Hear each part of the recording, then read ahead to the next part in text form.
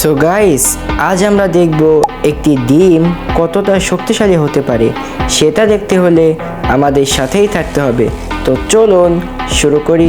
এটা করতে হলে প্রথমেই লাগবে আমাদের একটি টেপ, সেটা এই বেঞ্চের মধ্যে বসে দেব। তারপর লাগবে আমাদের ডিমটা, এই ডিমটা ওই টেপের উপরে বসিয়ে দেব। তারপর আমাদের লাগবে আরেকটি টেপ, সেটা এই টেপের উপরে বসিয়ে দেব। ফাইনালি এটা হলো আমাদের মূল সেটআপ। এটার উপরে এখন আমরা একটি একটি ইট রাখবো। প্রথমেই একটি ইট রাখলাম। ওয়াও, এটা তো এই ইটটার ওজন সহ্য করে নিয়েছে। তাহলে চলুন আরেকটা রেখে দেখি।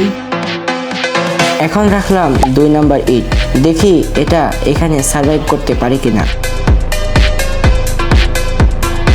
ও দেখুন, 2টা ইট এটা সার্ভাইভ করে নিয়েছে। তারপর এখন রাখবো 3 নাম্বার ইট, দেখি 3 নাম্বার ইটটাকে এটা সহ্য করতে পারে কিনা। মনে হচ্ছে এটা সহ্য করতে পারবে না, হয়তো ভেঙে যাবে। আমি তো 3 নাম্বার ইটটাকে রাখতেই পারছি না, বারবার শুধু পড়ে যাচ্ছে। এটা মনে হচ্ছে ভেঙেই যাবে। ওইভাবে কিছুক্ষণ ডিমটা স্থায়ী থাকার পর একাই ভেঙে গিয়েছে। দেখুন, আজকে আমরা জানতে পারলাম একটি ডিম 3টি ইটকে সহ্য করতে পারে।